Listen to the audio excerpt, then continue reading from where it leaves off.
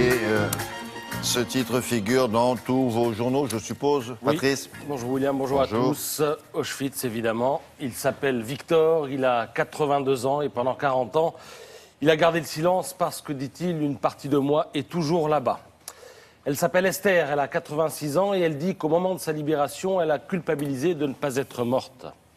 Il s'appelle André, il a 97 ans et il a porté en triomphe le troufion américain, dit-il, qu'il a libéré. Elle s'appelle Marceline, elle a 86 ans et aujourd'hui encore, elle dîne une fois par mois avec des survivants, juste comme ça, dit-elle, mais aussi et surtout parce qu'ils sont les seuls à pouvoir comprendre. Même sa propre mère n'a jamais compris.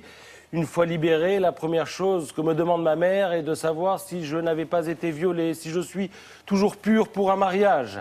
Cette violence-là m'a abominablement touché, même si je sais que ce n'était pas de la méchanceté, juste de l'incompréhension. Elle ne se rendait pas compte, dit Marceline. C'est elle. Elle a écrit un livre. Et On en parlera tout à l'heure. Récemment, un livre, On effectivement. en parlera tout à l'heure avec Olivia de Lamberterie. Voilà, son témoignage est dans le Figaro ce matin, mais des témoignages de ce genre, vous allez en lire, en relire, sans doute, en entendre tout au long de la journée. Il fourmille dans la presse. Auschwitz, c'était il y a 70 ans, et ceux qui peuvent encore en parler sont de moins en moins nombreux. Henri Borland est de cela. C'est le seul survivant des 6000 enfants juifs de moins de 16 ans déportés à Auschwitz. Et le seul fait d'y penser lui donne le vertige. Son histoire, on a l'impression de l'avoir entendue. Pourtant, on ne peut s'empêcher de l'écouter, de la lire en l'occurrence. Encore et toujours, il y a dans la violence dont les hommes sont capables de quoi fasciner, de quoi sidérer, de quoi pétrifier au point de capter l'attention, toute l'attention. Alors Henri raconte qu'à Auschwitz, on comptait, on recomptait les prisonniers, je ne sais combien de fois, dit-il. Il n'était pas fichu d'avoir des comptes justes parce qu'il y avait des morts dans les coins qu'on n'avait pas encore ramenés dans les baraques, se rappelle-t-il. Henri n'a pas oublié les sadiques du bloc 7, nos chefs polonais, dit-il, qui ne gardaient leurs privilèges que dans la mesure où les SS voyaient bien qu'ils nous menaient la vie dure. Alors la vie dure, eh bien ce sont des coups, des réveils nocturnes, des séances de gym imposées à des gamins exténués et arrosés d'eau glacée, évidemment en plein hiver. Henri n'a pas oublié non plus la solidarité, parce que quand on a le typhus et 42 fièvres, eh bien il faut des gens pour vous cacher ou pour cacher le fait que vous êtes malade. Parce que les malades à Auschwitz, etc., vous lirez ça dans Libération. D'autres témoignages aussi dans l'Humanité qui publient des photos, pour beaucoup déjà vues, mais qui pourtant glacent toujours le sang. C'est pareil que pour les témoignages. L'Humanité voudrait que l'on puisse prévenir les abominations de demain, car c'est vrai que l'on dit plus jamais ça depuis maintenant 70 ans, et c'est vrai aussi que depuis, il y a eu le Rwanda, la Bosnie, que chaque jour on en apprend sur les abominations de Daesh, de Boko Haram et compagnie. Pour l'Humanité, il faut aujourd'hui comprendre où conduit la négation de l'humanité. Alors on sent là des préoccupations évidemment d'actualité. J'ajouterai, pour faire le lien entre l'histoire et l'actu, que c'est sur ces décombres-là que l'Europe s'est construite. L'Europe, c'est la paix, a-t-on souvent entendu dire. Et cette Europe, elle est aujourd'hui, qu'on le veuille ou non, un peu menacée.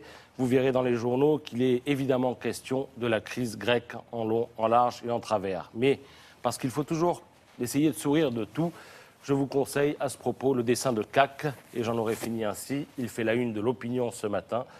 Et j'ai tout simplement oublié d'en demander le bon titre. Le voilà. Ah non, ben le voilà. Ça vous dérange si je fume devant le nouveau Premier ministre grec? Non, répondent de concert François Hollande et Angela Merkel. Et le Premier ministre grec de dire: et vous avez quoi comme cigarette? Merci beaucoup. Sur la commémoration de la libération du camp d'Auschwitz, évidemment, il en est beaucoup question sur le web. Qu'est-ce qu'on trouve, Julia?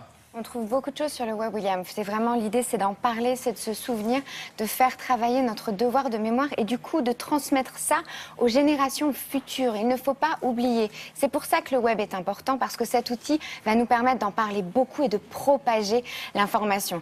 Donc évidemment, je voulais vous parler de plusieurs choses, notamment le site dont on ne parle pas assez souvent, qui s'appelle France TV Éducation, qui depuis plusieurs semaines déjà et pour les jours à venir, vous propose des projets pour les jeunes et pour les moins jeunes, qui vont vous parler de ce qui s'est passé, vous expliquer de façon hyper pédagogique et didactique tout porté sur ce thème, William, pour la célébration de cette 70 ans. Donc ça, c'est vraiment très bien.